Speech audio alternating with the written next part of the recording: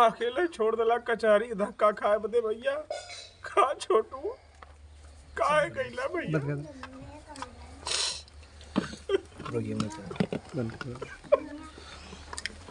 Request है जो ऊंचे पदाधिकारी है, सबसे रिक्वेस्ट है कि काश किसी के बच्चे के साथ ऐसा ना हो।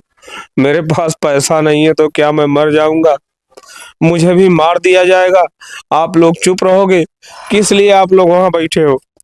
क्यों हमको आश्वासन दिए? आपने उसी दिन हमको छोड़ दिया होता, मैं मर गया होता। जिंदा करके क्यों रखे हो हमको? तहसीलदार साहब आज मुस्कुरा के जिस तरह से फाइल हटाए हैं, बहुत दर्द दे रहा है भैया। अब भरोसा उठ रहा है मेरा। शासन प्रशासन मैंने बहुत भरोसा लाल आंखों को और नम आंखों को भी नहीं देखा उन्होंने। कुछ नहीं किया भैया, कुछ नहीं किया। मैं पागल आदमी, मैं भारत के संविधान पे भरोसा करता हूँ, गवर्नमेंट पे भरोसा करता हूँ। तो क्या इस तरह से होना चाहिए किसी के साथ? जो भरोसा कर रहा है कम से कम उसको तो इस तरह से जलील मत करिए। जो अपराधी है वो आराम कर रहा है और मैं कोर्ट कचहरी का चक्कर काट रहा हूँ। क्या यही संविधान है भारत का? क्या सबके अंदर से मानवता मर गई है? अब कोई जिंदा नहीं है, सब लोग मर गए हैं भैया कि जेकर हाथे में कानून बा, कानून वाले हम लोग के मार दे दोनों प्राणी के। लड़की जइए का तो मंगिए खइए, का करब? हमरे न बल बा न पैरुक बा, हम तो खुदे कसैबा हम लोग के तोड़ दे एकदम हलाल कह दे। हमरे हाथे से छोड़ के हमरे हीरा काट दे। हम कैसे बोली, कैसे डोली, कैसे कोर्ट कचहरी देखा जाए? अच्छा, पल तो आपको याद आता होगा तो कहीं ना कहीं आप कांप जाती होंगी इस प्रकार से। हमारा अपन क्रिया कर्म करे में शरीर ना काबू पर।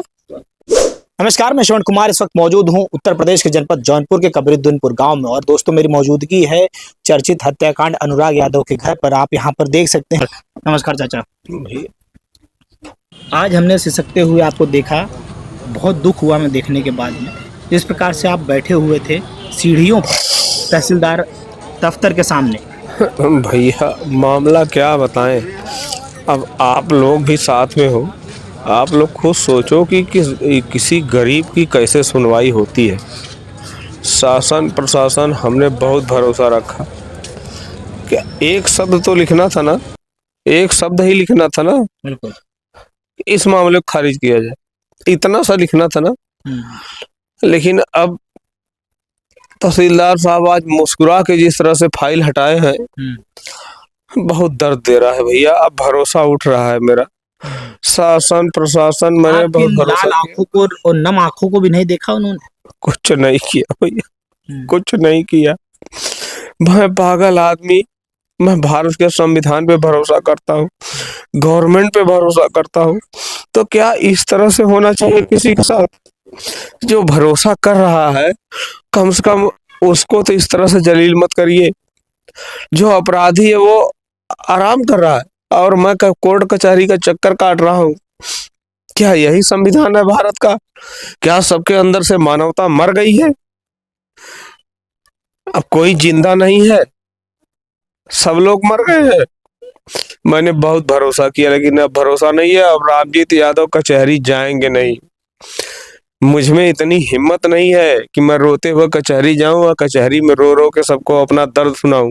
रोते रोते खुद ही ऐसी हाल हुई है कि मैं किसी को कह नहीं सकता, तो अपने घर पे रो लूंगा ना। कचहरी में रोने की जरूरत क्या है जब मेरा कोई सुनने वाला नहीं है?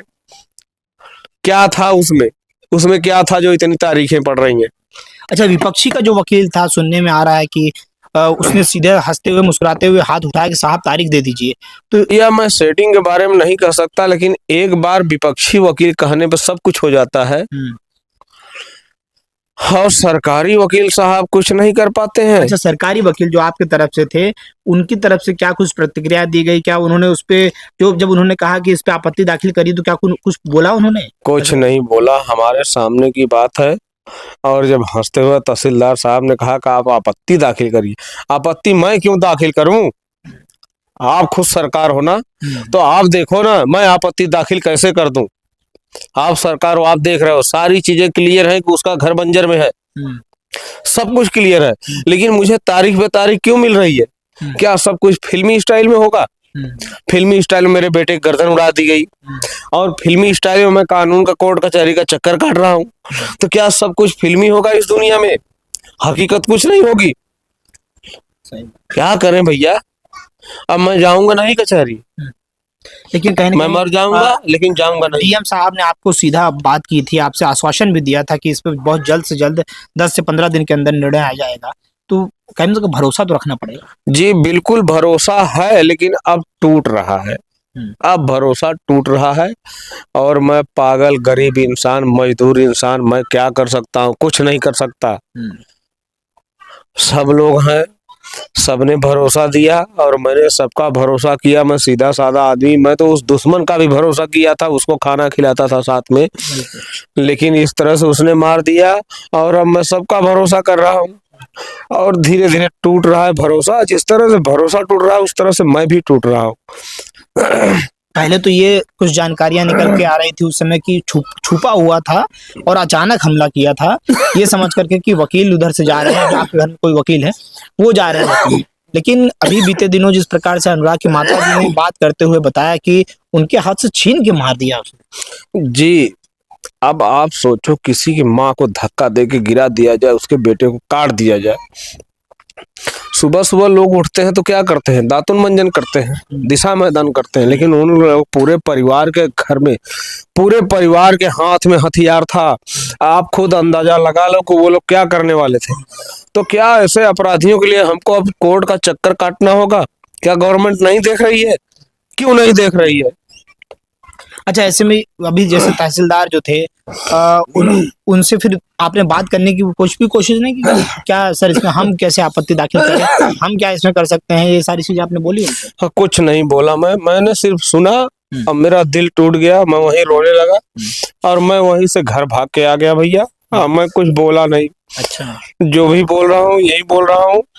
और आप सब लोगों से रिक्वेस्ट है, जो ऊंचे पदाधिकारी है, सबसे रिक्वेस्ट है कि काश किसी के बच्चे के साथ ऐसा ना हो। मेरे पास पैसा नहीं है तो क्या मैं मर जाऊंगा? मुझे भी मार दिया जाएगा। आप लोग चुप रहोगे? किस लिए आप लोग वहां बैठे हो? क्यों हमको आश्वासन दिए? आपने उसी दिन हमको छोड़ दिया होता, मैं मर गया होता। जिंदा करके क्यों रखे हो हमको? क्या आपको लगता है कि जौनपुर जेल में बैठ करके जिस प्रकार से लालता प्रसाद जो है वो अंदर से ही सारा षड्यंत्र अभी भी रच रहा है? जी बिल्कुल है। हमारे घर पे उसके रिश्तेदार आते हैं। अच्छा, हमने कभी कहा उसके रिश्तेदार तो मुझको मोटिवेट कर रहे थे समझौता कि नहीं, समझौता की बात नहीं। उन्होंने कहा कि चलो आपको मेरी माँ बुलाई है, चलो मैं मिलाता हूँ, मैं बाइक लेके आया हूँ, मैं गाड़ी लेके आता हूँ, आप मेरे साथ चलो। अच्छा, मेरी पत्नी गई, मुझे पकड़ के लेके आई। अंदरूनी खेल भी चल रहा है इसमें, सब कुछ हो रहा है, लेकिन मैं बताऊंगा तो लोग कहेंगे कहानियां गढ़ रहा है बैठ के। रात को लोग यहाँ रेकी करने आते हैं, खिड़की से झांकते हैं, वो ईंट का चट्टा गिर गया है, मैंने बताया भी था, वो चट्टा भी गिर गया।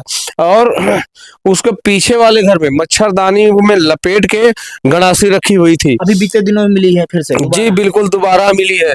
मैं ये भी, हाँ, बच्चे बनाए थे, फोटो खींचे थे, वीडियो बनाए थे, और उस दिन थाना अध्यक्ष भी आए थे, एसआई थे। उन्होंने कहा कि हमको सर जी ने भेजा है। हम कही सर जी आप आ गए हो तो जाके देख लो, हम तो उधर जाते नहीं। बच्चों ने देखा है, पीछे वाले घर में, सामने वाले घर में ताला लगा है। हमने कहा पीछे वाले घर में देख लो सर जी, बच्चे छोटे छोटे हैं। उन्होंने देखा था, बोला था ऐसी ऐसी बात है।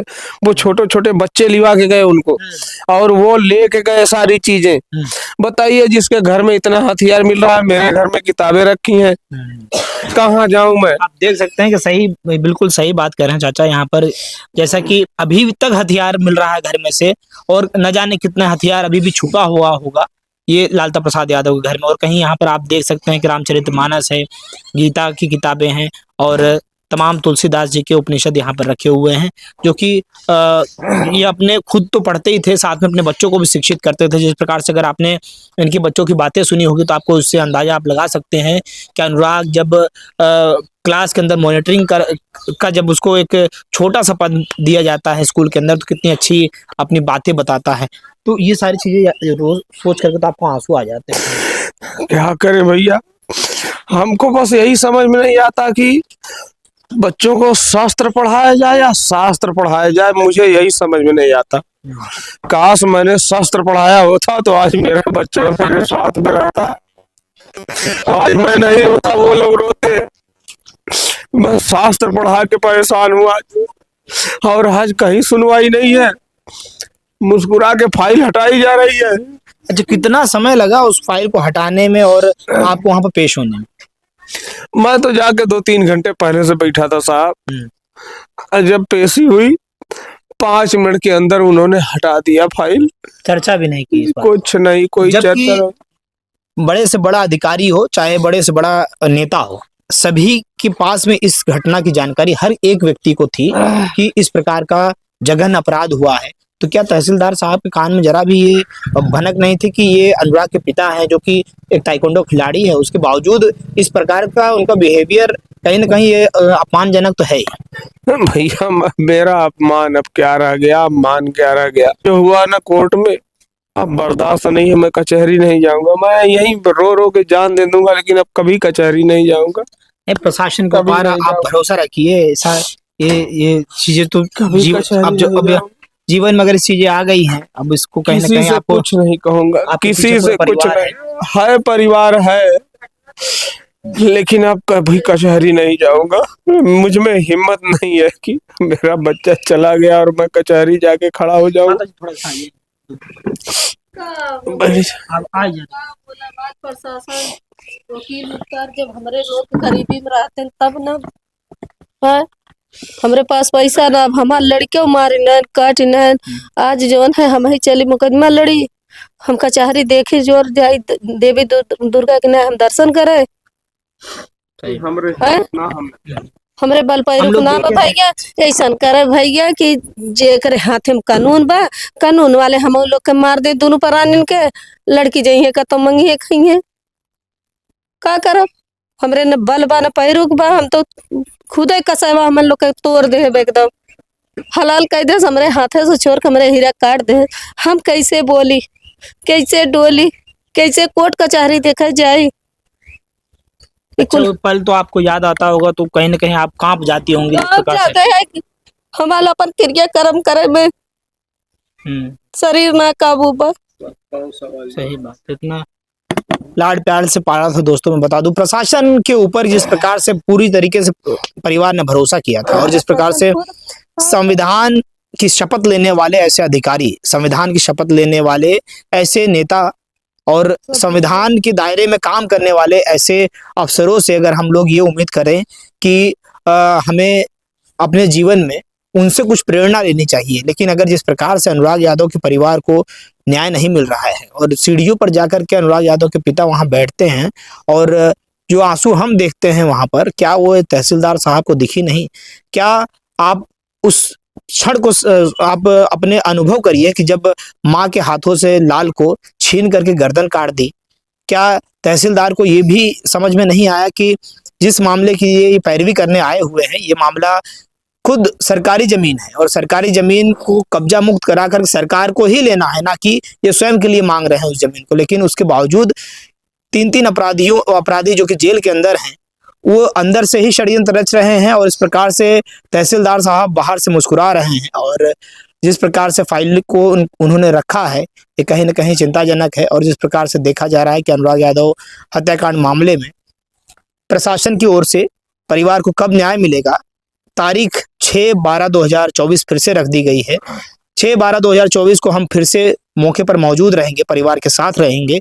देखना है कि 6/12/2024 को भी क्या फरमान आता है, क्या इस जो लालता प्रसाद यादव का जो हत्यारा है उसके मकान के ऊपर बुलडोजर का कुछ कड़ी जो है वो आगे बढ़ती है, या फिर से इसी प्रकार से तारीख पे तारीख देखने को नजर आता है।